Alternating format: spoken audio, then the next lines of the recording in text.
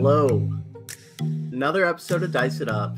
Ice live from Australia again, me live from New York City.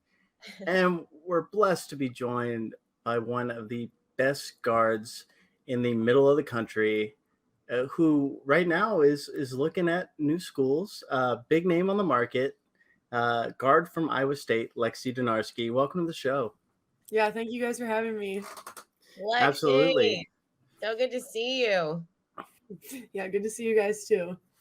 Wait, so y'all know each other? I need some background on this real quick. So Ice, can you give me just a quick elevator 30-second pitch of how y'all met? Yeah, elevator pitch. So last August, there was a point guard college PGC camp that was a college and pro session camp. So it had some of the highest level players in the college, both men's and women's. There was a select group, and then also with pros. And so both Lexi and I were invited to go. It was a 3-day camp that was jam-packed, like hours of classroom sessions, hours of on the court sessions, all day, and just a lot of bonding. And so Lexi and I bonded. We were there with Tyrese Halliburton, another guy, KJ Jones, that plays D2, one of the national players of the year. I remember we all kind of went to grab lunch at Subway and just had cool lunch conversation after that. And so we've just managed to stay in touch. Obviously learned a lot from each other on the court and in the classrooms too.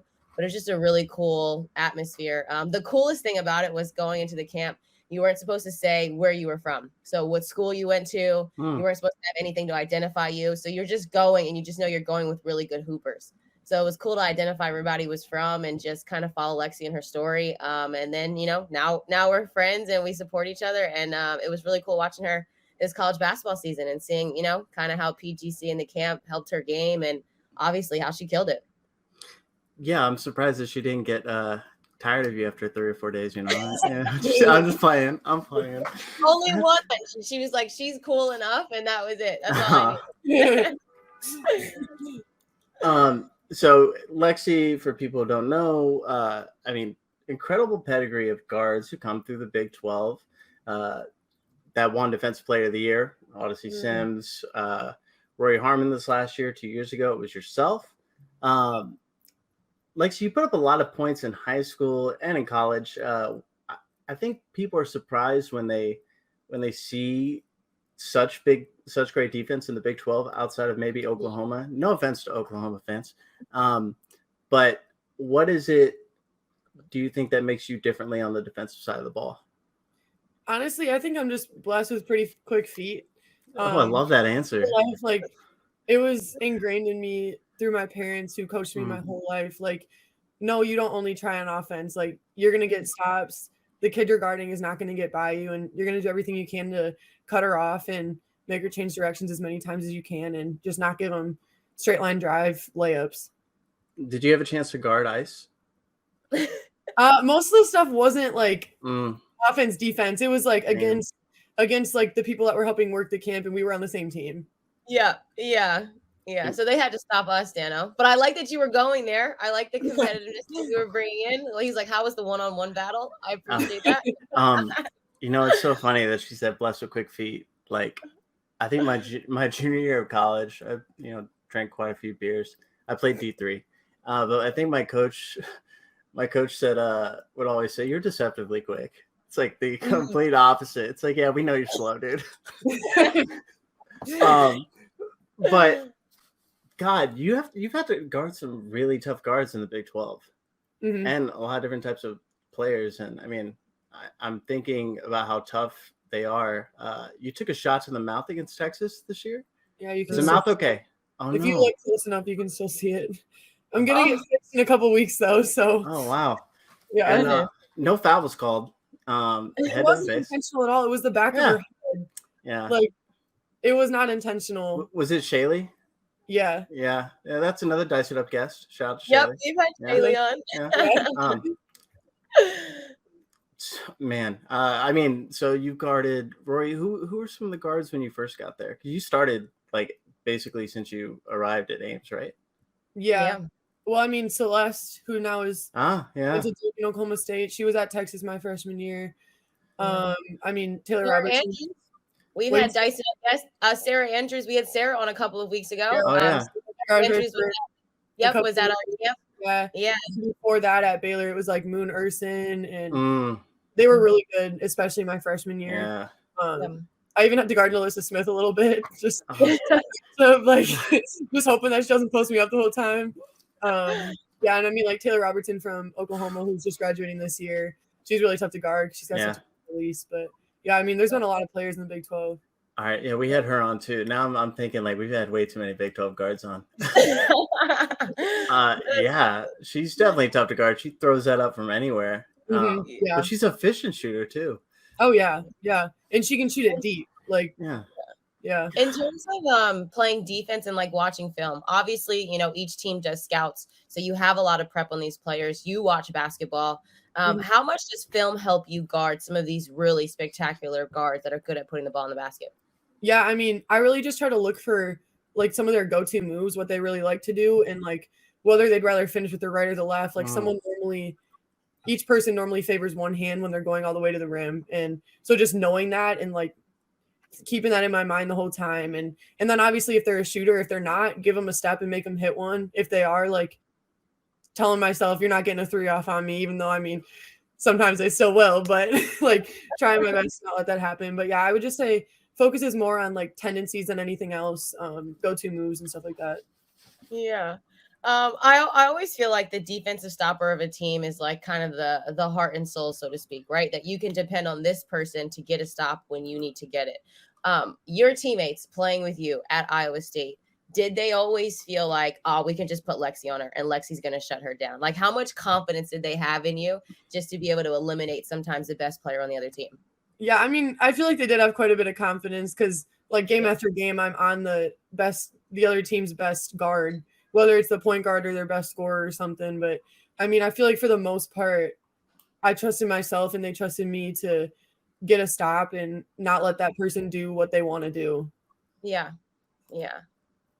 I mean, for me, I definitely get lost in the offenses, like, you know, as just from an entertainment standpoint. Where you started your career shooting wise, like a lot from the outside, but I think you took like I was looking at it earlier at CVP analytics, like last 2 years, 80 plus shots at the rim. Hard to do. Some big trees down there, right? What do you think has changed about like your mentality in attacking? I mean, I think my freshman year, a lot of my threes were just open because I'm just the freshman and they're focused on the other kids that are scoring and stuff. So I think that's why I did shoot it at a higher percentage from 3 my freshman year. And then after that, it's like, okay, like I proved it 1 year. So now they're up closer to me. They're not going to let me just get a flare, catch and shoot. And so I really had to focus on like finding other ways to score too, whether that is like taking it to the rim or coming off a ball screen with the ball, whatever it may be. But like, I'm not just going to be able to catch and shoot uncontested threes anymore. Yeah. I mean, especially with the volume of points, like in scoring output that you were needed to get each game. I mean, y'all had Source went down pretty early, like before conference or right at it was against Oklahoma, so it was definitely in conference, but probably our second, maybe third conference game. So like really early January. Yeah. Do you know off the top of your head? I mean, I should know this earlier, but how many minutes do you play per game? Me? Yeah. I mean, conference game 38 to 40 probably. Jesus Christ. Yes. Yeah. Literally high. We hope that doesn't happen to us though. Yeah. It hurts my soul. I remember when I was getting to know Lexi at camp, and you know, we're trying to find out where somebody plays without asking. And so I'm like, yeah, like how many minutes did you play like a freshman? And she's like, literally every minute I could. And then seeing her play this season, I'm like, oh no, she's telling the truth. Like literally every single minute. Which I feel like defenders, just always great defenders, always are in great shape. Like I think about Kelsey Plum, and she kind of really just had like her dog class that she had with some of the best guards in the country. And I was thinking about just like Kelsey, you think of right away, like always in shape. Like she is just always moving, always running. She never looks tired. That is how you literally look on the court all the time. Guarding the best player possible, rebounding, knocking down shots, and you just look like, yeah, I'm just out here running. Like I'm always you look like you're always in shape. Well, thank you. Yeah, you're welcome. But no, you're in the transfer portal. I mean, talking about Big 12 all defensive team. Obviously, you guys won a tournament like this year. You're in the transfer portal. What are you looking for new and different that you've experienced in the last 3 years with the Cyclones? Mm-hmm. I'm looking for a team that I feel like has the right offensive fit for myself. And mainly just pushing the ball in transition and a little less structured. Not that there was anything wrong with the way that Iowa State ran their offense. It just, I feel like, didn't play to my strengths as much as a player. And so I have 2 years left since I still have my COVID year. So I was like, I think this is my time to try to find that right fit offensively for myself. Lexi, I did read that you also were like a great volleyball player.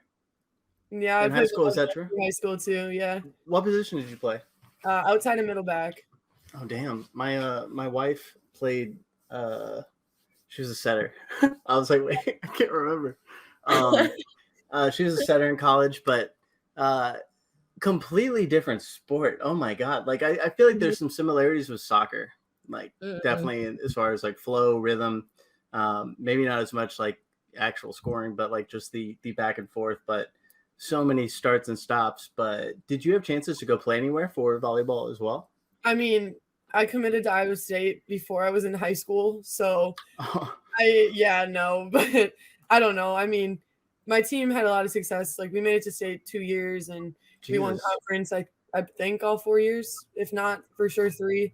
So yeah, I really enjoyed volleyball, and honestly, I do miss it a little bit. Just it was fun to be able to do more than one thing. Like I don't know. Yeah. I mean, I play co-ed softball now. I'm terrible, but it's fun. There you go. I have picked up beach volleyball in the past like couple years. I like went and played in a tournament. I live near the beach in Jersey. So I went last summer, played in a tournament with some friends. Literally left the tournament feeling like I need to go practice. Like I actually want to be very good. Fun. Yeah, beach volleyball is amazing. Yeah. Yeah. Well, I mean, you talk about committing to Iowa State, 8th grade, 13, 14 years old, and now you're leaving. How do you feel? Like, what did that experience give to you? Was it everything that you had hoped it would have been? Because you had plenty of time leading up to it to go there, and then you were there for 3 years and made your mark there. Yeah, I mean, I have so many connections to the school. People that have played here on the men's side, and then a couple on the women's side, and mainly just the men's head coach right now. He was an assistant here for a long time, and my dad actually coached him in high school, so I've grown up knowing him. And like when we're going to games when I was younger, like growing up, we were going to Iowa State games because it's only a 3.5 hour drive. So I was like, Hilton is really cool. That's where I want to play, pretty much. Yeah. Well, I had never heard of the term Hilton South or whatever for Kansas City. I didn't know that was a real thing. But I guess we got pretty loud in those games. I mean, y'all didn't really struggle in the tournament, right? Was there a close game in the Big 12 tournament? I mean, I feel like we were in control for the most part. Like, most of the time. I mean, Texas was close for part of the game, but like I just felt like we were in control. You know, like it didn't feel like, oh my gosh, like oh no, like it just felt like we had it, like we were good, we were cool. Well, I mean, I feel like y'all usually play a lot of man, right? And then you go play Texas they beat y'all at home, I think, and then you play a 2-3 zone against them. They don't do anything. They beat us at Texas, and then we beat them at home, and then we beat them in the tournament. Yeah, the 2-3 zone, I don't know how they couldn't figure it out. They just would not shoot. It was great. I mean, y'all obviously you moved well. Honestly, didn't have as many 3-point shooters either. Like, in general, man would be preferred, but because a team like Texas that's that big, you need people in the paint to rebound because they're so big, and they don't have as many shooters. Like, you got to get a hand up on the ones that are good at making threes, but like other than that, you really need to rebound more than anything else. Yeah, I want to say y'all got out rebounded by like 20 at home, and you still won by like 10 plus. It was nuts. But yeah, like still, I feel like we're probably reminiscing too much on the Big 12, and you're looking to get out of. Well, no, I mean Iowa is still in there. I mean we're not asking Lexi where she's going. That is not going to be on this podcast, so you should still listen because she's awesome, right? But are you excited to get out of the state of Iowa and just get like a new experience? Is there some type of feeling of excitement of like a new journey? Yeah, I'm really excited. And honestly, I don't know how far away from home I'm going to end up because I don't know where I'm going right now. But I am excited for change. I love that. I want to ask you about NIL deals. I follow, you on Instagram. I see the different merch that you have coming out. I see the connection to the apartment complex that you're living in, kind of NIL deals. So how have you been able to take advantage of that? And also, is that kind of a factor in your decision of where you go next, of just those kind of opportunities? Fun question. Honestly, no factor at all. Like, I'm not considering it at all, no matter where I go. Like, I'm really just trying to find the best fit. And then if there happens to be something where I end up, that's just an added bonus. And that's the mentality that my parents and I have had going into all of this. Like, we have not asked a single school what their NIL looks like because it just does not matter to me. Like, I'm going there to play and have fun and graduate and everything. And yeah, I'm just not worried about what the NIL side of it looks like. But yeah, here, I mean, there were a couple events that we would go to, like some people on the team, like usually a smaller group. And for the most part, it was just different companies selling t-shirts and saying, hey, I'll give you this percentage cut for every shirt sold. And that was it for the most part. But also I trained kids and ran some camps, and that was a lot of fun. I really enjoyed that. And so, yeah, I got like paid hourly, like a job kind of, but like it was NIL too. I don't really know, but yeah, it was really fun. And I ran a couple camps and got great turnout. So yeah, it was fun. Nice. And are these on campus, near campus, back home? Near campus. Yeah, they're in games, but probably like a 10-minute drive from my apartment. Okay. Very cool. Are there any plans to run anything during the summer, kind of while you're figuring out where you're going and you may not be in the summer session all summer? Yeah, I mean, not right now. We'll see what happens.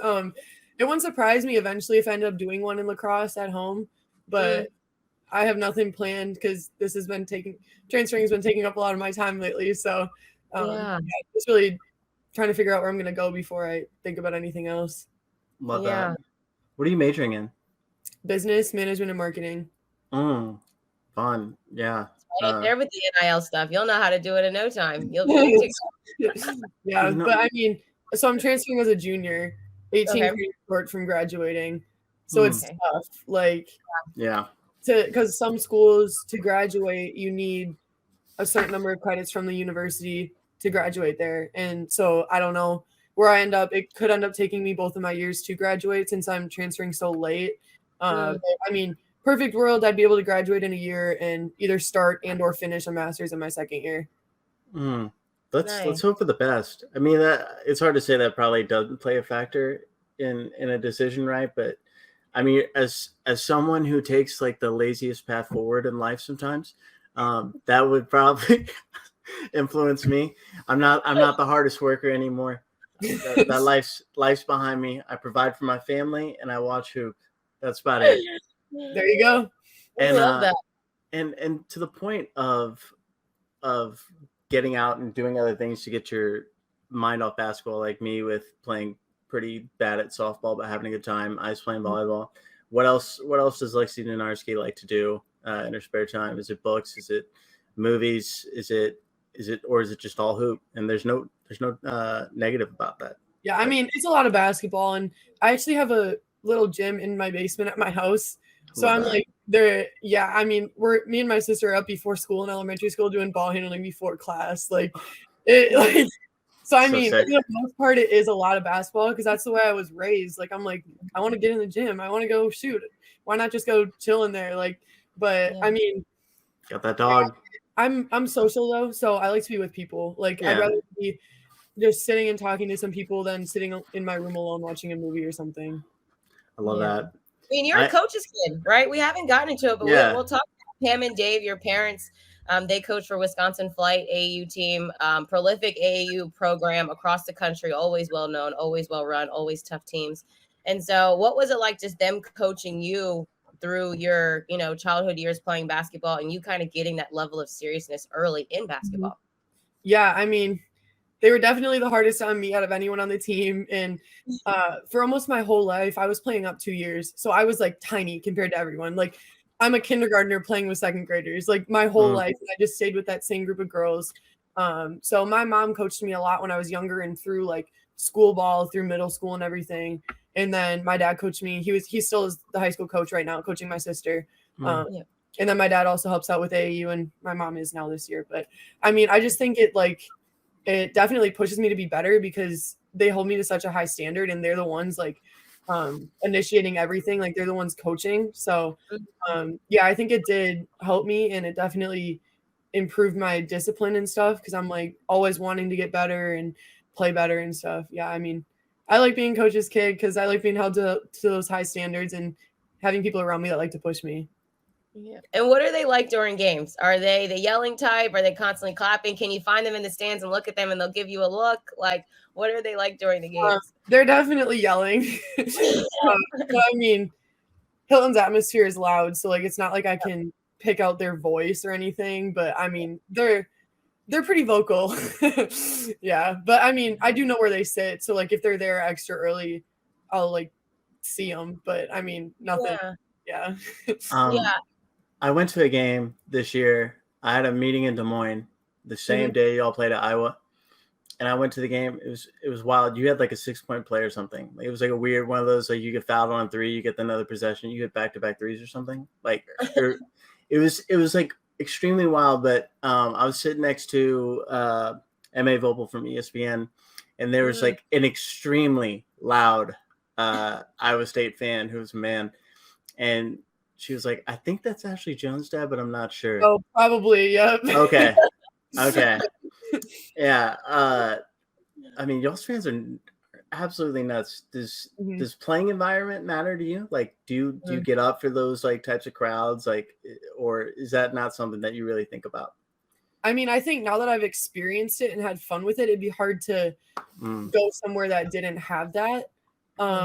And like not necessarily number wise, but like feel wise, because like some arenas are just smaller. So it's not like I need to go somewhere that has this many fans at a game. It's just like the feel and the energy in the gym. And I do think it matters, like because it's fun. Like it makes playing there at home so much fun. Yeah. I mean, I like the smaller gyms. I felt like they were shooter gyms. I don't know. So I think I would just tell myself that just to make sure I try to shoot better back in the day. Yeah. It's like, oh, that my depth perception's off, you know? Like what about pregame routines? I remember we had Sarah Andrews on here, and she was telling us about her Scooby-Doo snacks that she eats before every game and like some type of candy.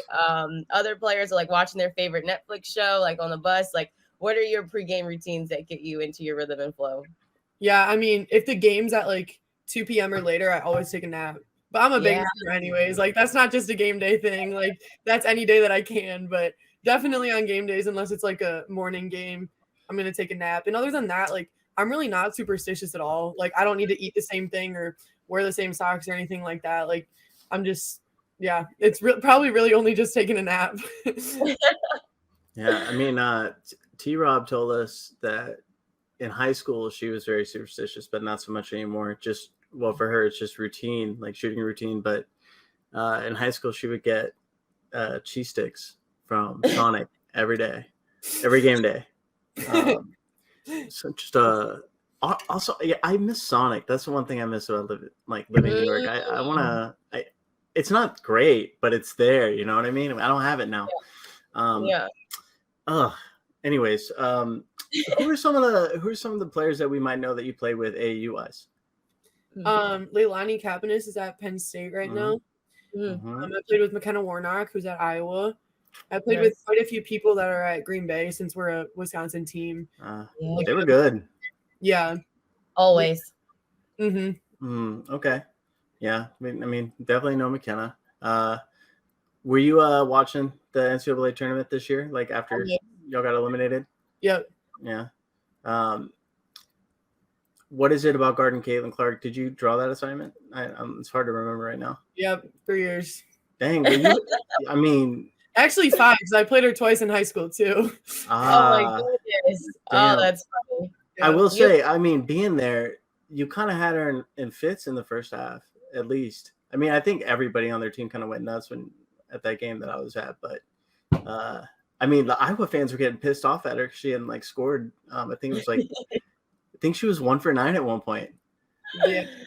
They like coaches in the Big Ten next year. Go watch Lexi Donarski tape against Iowa. Figure it out. I mean, obviously it's hard to do, but what was probably your favorite game of the tournament? Obviously, you can't say yours, and you wouldn't because you lost. But what was there a game that you point to? You're like, damn, I love this sport. I would probably say North Carolina's last game. Oh, against Ohio State. Yep, because that one was back and forth for a while, and then they hit a shot, and I was like, oh, they got it. And then Ohio State the buzzer beater right at the end, and I was like, wow, like that was crazy. We just were talking with Coach Brooks the other day about that game, and I was like, and Taylor Mikesell at the draft about it, and Taylor was just straight up. She was like, yeah, like Deja got hurt. I was like, oh, this shit's over. Excuse my language, listeners. That's just I'm quoting someone. But then North Carolina went on that run. That was nasty. Yeah, that was good. How did you feel watching the tournament? Like just knowing that next year maybe you plan to be somewhere else differently. Maybe obviously you wanted to continue playing and play in that last final game, but also just all the love that women's basketball got. I mean, I feel like every major network I saw, CBS Sports, ESPN, everything was literally about women's basketball in the tournament. I couldn't even tell you at one point who was in the men's final because it was just all about us at some point. I just felt like it was all about women's basketball and us, and it was awesome. Yeah, I mean, I feel like there's no better time to be playing women's basketball, especially women's college basketball, like you said, with all the attention that's been drawn to it in the last like 1 to 2 years has been huge, drastic differences. But yeah, I mean, I feel like there really is no better time to be playing, and it's really fun to be a part of. And yeah, I'm excited to see where next year takes me.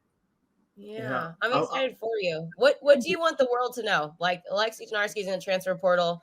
You're going to a new place. For the fans that may be expecting you at their school or hoping and praying that you're coming, what do you want people to know about you and what you're bringing to their school? Probably just that I'm always going to play hard. Like there's never going to be a game or even a possession where I'm not giving my full effort. Like maybe there'll be some games where I'm not making shots, but like I'm going to be trying my hardest, and I'm going to be busting my butt on defense to try to not let their best kid do what they want to do. So yeah, just always know that my effort is always going to be there. Love that. I mean, from watching, I mean, what you did to my Horns back-to-back games this year was not cool. Didn't like it. I mean, like, obviously you never wish for someone to get injured, but I was like, oh no, like, what if Lexi's really hurt? I didn't expect you to come back in the game so quickly. Like, I think I only missed like 6 or 7 minutes of game clock, and I got stitches during the game. Yeah. Oh, for real? Yeah. I didn't know that. Yeah, that's happened to me too. Aww. Back in like the training room, they walked me back in the tunnel and put a numbing needle in and stitched it up and said, "You're good to play." I said, "Okay." Here we go. Oh my goodness. Yeah. Isn't that kind of crazy? Like, I don't think people know necessarily to the magnitude of like college basketball and what happens real time, like how much is really on the line, but it's enough for people to get stitches mid-game and then come back and just be like, I'm out here playing with stitches. Like low-key could be dripping blood right now. So I'm like laying back on the table, and by the time he's done, I sit up and the clock's like almost out because they have like a game clock in the training room, and I'm like, oh, is it halftime? They're like, no, it's still the end of the first quarter. I was like, wait, what? Like that was quick. Right. That first quarter took forever. Yeah. Oh my goodness. I mean, I'm gonna just say it, and I'm really happy that you're not gonna experience this anymore. But Big 12 refs, oh my gosh! And I know there's no such thing as Big 12 refs. I think they just nationally rotate. Mm-hmm. But there's something about referees during Big 12 games. I just don't like it. Don't like it. The charge call is the worst call in women's college basketball, in my opinion. Like they're just so inconsistent on how they call it. Like a perfect charge is called a block, and then like the worst like charge attempt possible where the player's already falling. I just had to get that off my chest. I haven't complained about refs in a while. Well, it's weird because there's no flop call either, you know? Yeah. So it's like it makes it harder too with the whole charge or block. Like, what if they flopped? Do you just not call anything then? I don't know. Like, Yeah, I do think that should be added to the game because I think that it just protects the defense, and I think it happens. I think people flop. I think you kind of are wanting to get contact, and so I think with that, with charge calls, with block calls, things like that should also be the opposite of like, yes, you can give a warning for flopping. Yeah, absolutely. I mean, I would love to ask like who you played against that is just like the worst of flopping. Is that something you can answer or no? I don't know. Maybe there's someone friendly, or maybe it's someone from your own team. Oh, no, that's not the first person that popped in my head. I had one like immediately. Ooh. But Just say the team. In the conference. I'll just say that. She's not in the conference? She is in the conference. Oh, okay. She was. Like, okay. Was this last season? No. Okay. All right. Well. Okay. Daniel's gonna do some. I guarantee he's gonna do some research and message us later. I bet you. I figured out who it is. No, after we stop recording, I want you to tell me. But like, I don't want you to make me do some more academia tonight. I'm 30 years old. Anyways, Lexi, thank you so much for hanging out with us. Such a vibe. Anytime you're in New York, we'll absolutely take you to Liberty game. Get you the best pizza you've ever had in your life. If you eat pizza, I do. I'm unhealthy now. I eat pizza. All right. Love that. Seriously, we wish you the absolute best and wherever you end up, and we will absolutely be watching. Thank you, guys. Thanks for having me. Absolutely. Yes.